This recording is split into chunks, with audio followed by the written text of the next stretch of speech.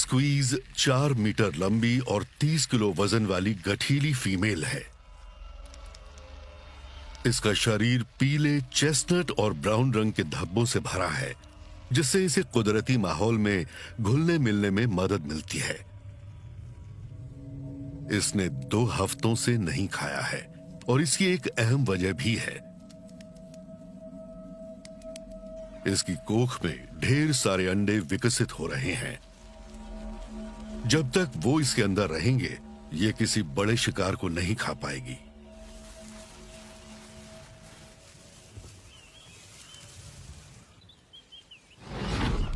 लेकिन इसे भूख लगी है। ऐसे में कुछ नाश्ता मिल जाए तो मजा आ जाए। कोई ऐसा शिकार जिसे पकड़ने में इसे अपनी सुस्त हालत में ज्यादा मेहनत न करनी पड़े। इंसानों के यहां बसने से स्क्वीज पर मिला जुला असर पड़ा है। इसके रहने का इलाका खेती ने निगल लिया, लेकिन फार्म्स में खाने के अच्छे मौके भी मिल जाते हैं। फसलें छोटे मैमल्स को ललचाती हैं। बड़े रॉक पाइथन्स के कुदरती दुश्मन बहुत कम हैं, लेकिन फार्म्स कोई कुदरती जगह नहीं है। यहां हर तरह के खतरे मौजूद हैं।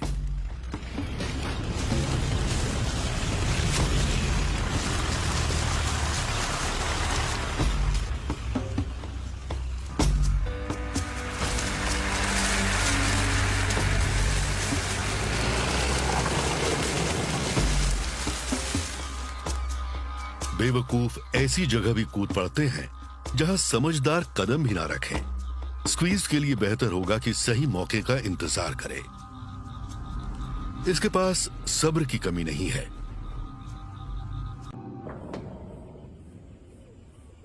ये रात होने का इंतजार करती रही।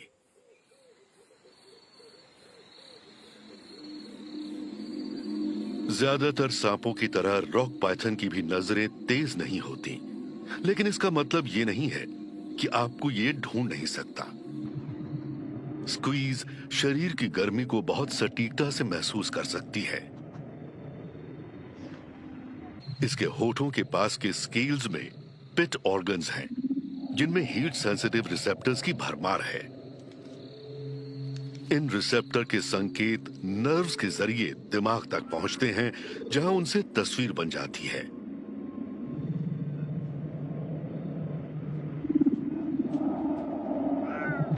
गोल्डीलॉक्स की तरह स्क्वीज को भी सही आकार के किसी शिकार की तलाश है।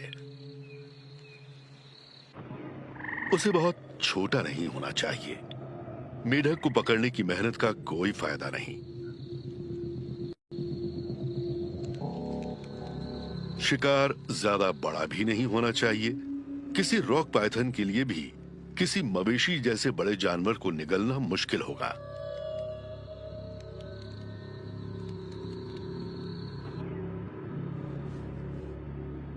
लेकिन यहां एक बिल्कुल सही शिकार है।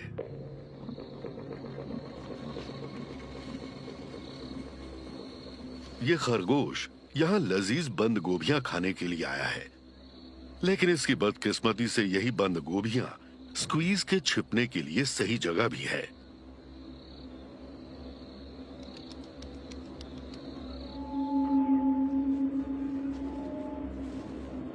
खरगोश अपने तेज कानों के लिए मशहूर है, लेकिन लगता है कि इसे इस खामोश शिकारी के आने का पता नहीं चला।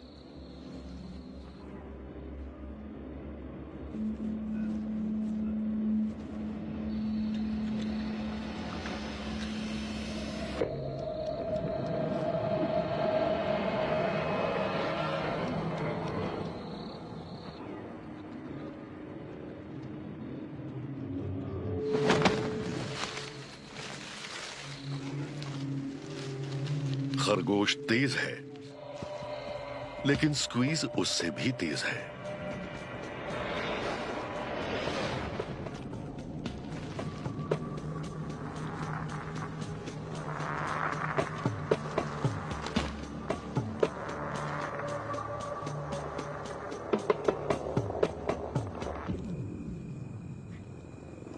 खरगोश के हर बार सांस छोड़ने पर ये उसे और कसकर भींच लेती है।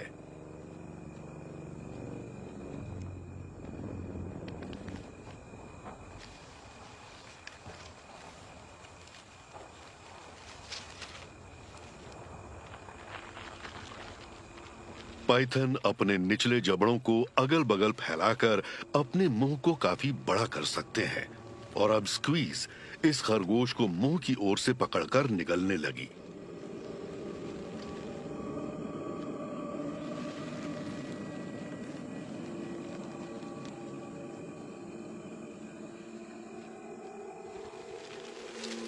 ताकतवर मसल्स खाने को इसके पेट की ओर धकेलते हैं।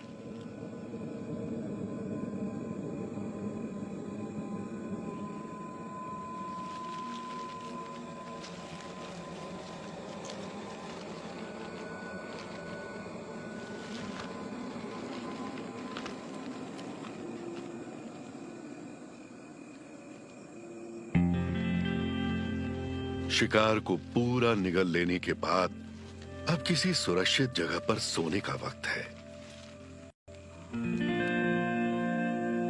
साबुत खरगोश को पचाने में काफी एनर्जी लगती है और ये अगले कुछ दिनों तक काफी सुस्त रहेगी।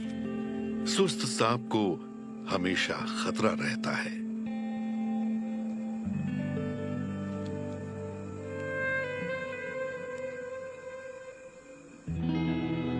पाइथन्स करोड़ों सालों से अफ्रीका में रह रहे हैं, इंसानों के विकसित होने से काफी पहले से। कई प्रजातियां आईं और गईं, लेकिन पाइथन के पास अपना वजूद बनाए रखने का हुनर है। आज हम जो सांप देखते हैं वो अपने प्री हिस्टोरिक पूर्वजों से ज्यादा अलग नहीं है। ये दुनिया के सबसे प्रिमिटिव यानी पुराने किस्म के सांपों में से एक है।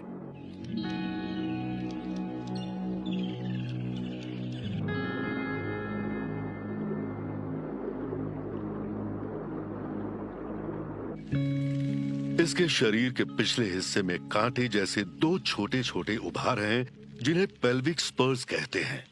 समझा जाता है कि किसी जमाने में इन जानवरों की पिछली टांगे होती थीं और ये उसी के बचे खुचे हिस्से हैं। असल में इस वक्त तो एक जोड़ी पिछली टांगे इसके काम आती।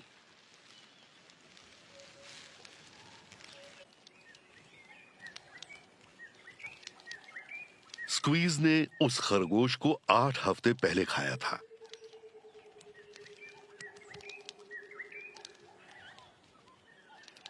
इसकी कोख में मौजूद 35 अंडों से इसे रेंगने में दिक्कत होती है।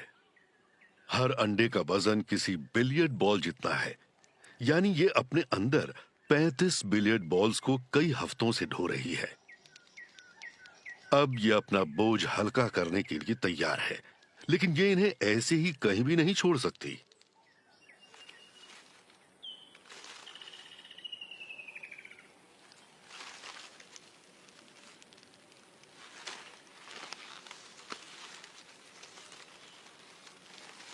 ये कई हफ्तों से सही जगह की तलाश में है।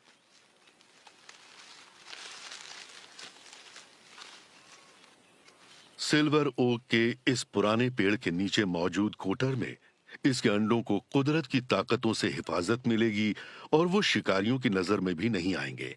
साथ ही उनमें लगातार गर्माहट भी बनी रहेगी।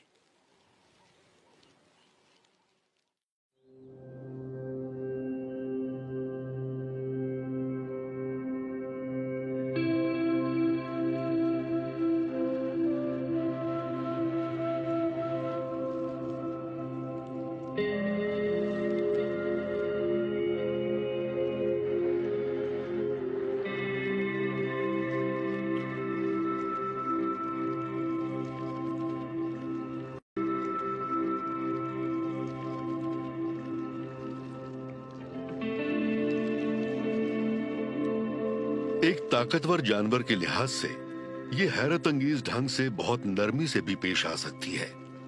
इसने अपने अंडों का एक ढेर बनाकर अपने शरीर को उनके चारों तरफ कसकर लपेट लिया।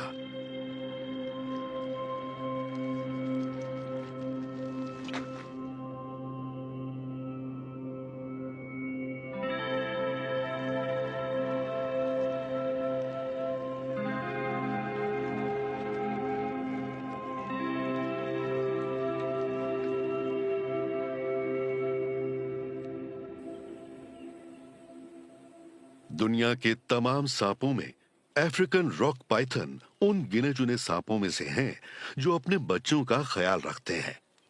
बाकी सब अंडे या बच्चे देकर उन्हें छोड़ देते हैं। अगर स्क्वीज अपने अंडों की हिफाजत न करे तो मॉनिटर लिजर्ड्स और नेवले उन्हें आसानी से खा लेंगे। ये अगले 90 दिनों तक इनकी रखवाली करती रहेगी और सिर्फ धूप सेकने के लिए ही बाहर निकलेगी ताकि अपने गर्म शरीर से अंडों को फिर से गर्माहट दे सके।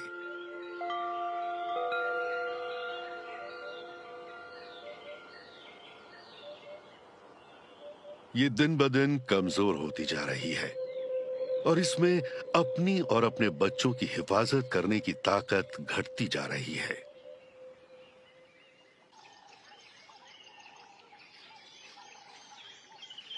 कई महीने बीत गए और इस दौरान स्क्वीज बस अपने अंडों की रखवाली करने और उन्हें इंक्यूबेट करने में लगी रही।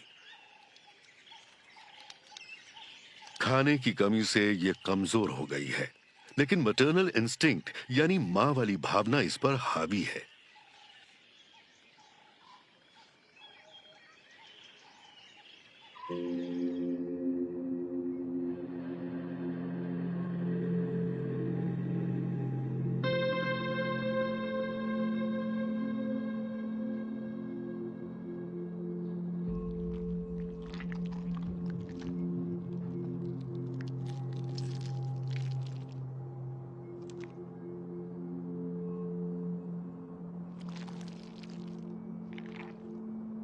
एक नन्हे रॉक पाइथन ने अपनी पहली सांस ली।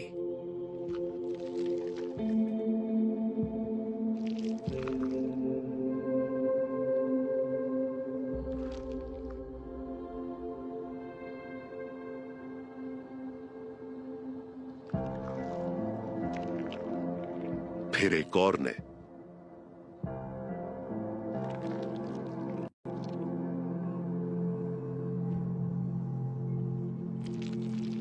एक एक करके ये अंडों से बाहर की दुनिया में आने लगे।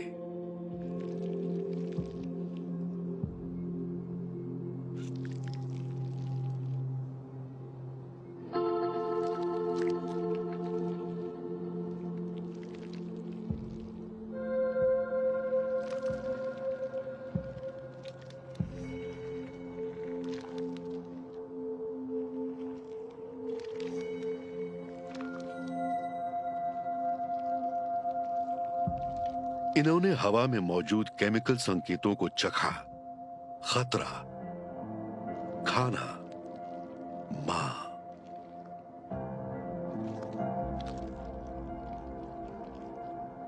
ये इस तरह मुंह खोलकर जम्हाई नहीं ले रहे। ये तो सांपों के लिए कसरत जैसा है। ये बड़े शिकार को निगलने की तैयारी में अपने जबड़ों को सही जगह पर ला रहे हैं।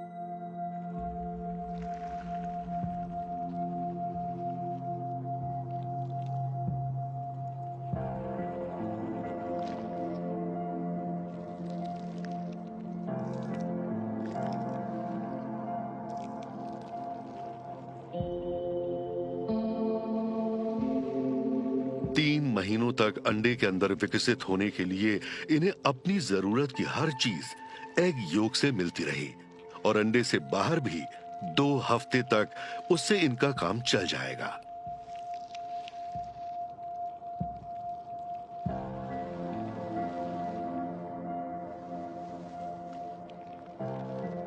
महज 60 सेंटीमीटर के इन नन्हे सांपों को देखकर यह कल्पना करना मुश्किल है कि ये आगे चलकर ताकतवर कॉन्स्ट्रिक्टर्स बन जाएंगे, लेकिन ये बड़े होने का इंतजार नहीं कर सकते।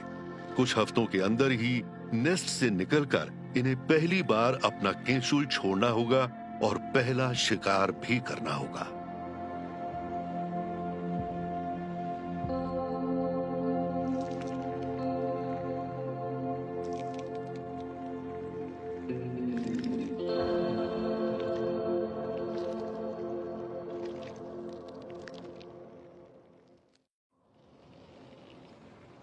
स्क्वीज ने जो 35 अंडे दिए थे, उनमें से 31 से बच्चे निकल आए हैं।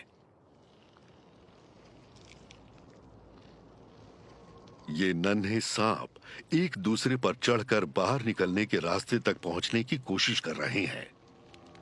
इनमें से सबसे कमजोर बच्चे कुचले गए, जो कभी बाहर की दुनिया नहीं देख पाएंगे।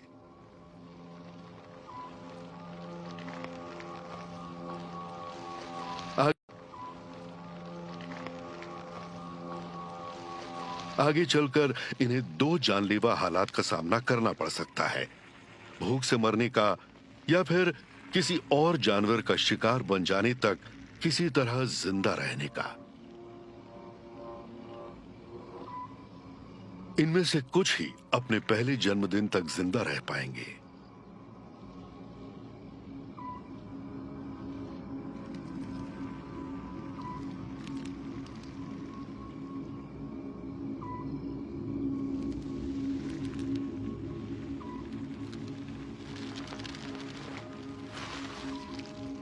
नन्हे पाइथन्स अपनी मांद का जायजा लेकर निकलने का रास्ता ढूंढ रहे हैं।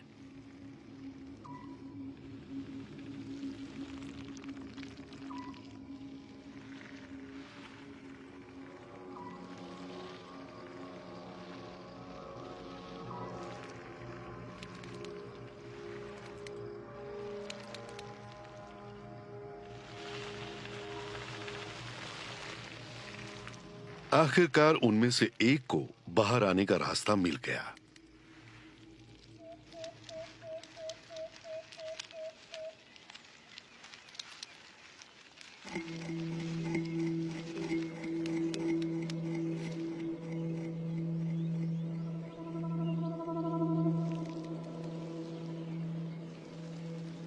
स्क्वीज ने 2 हफ्ते तक अपने नन्हे बच्चों को अपने आसपास ही रखा। हमें ये भले ही बहुत लंबा वक्त न लगे, लेकिन इन बच्चों के लिए तो ये वरदान है।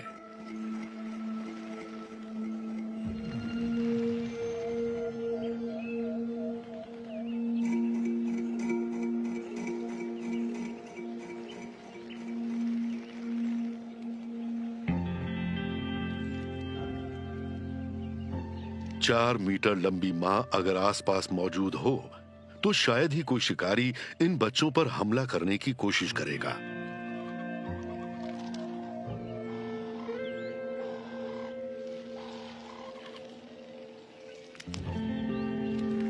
हम सांपों से इस तरह अपने बच्चों की देखभाल करने की उम्मीद नहीं करते, लेकिन रॉक पाइथन्स इस नियम के अनोखे अपवाद हैं।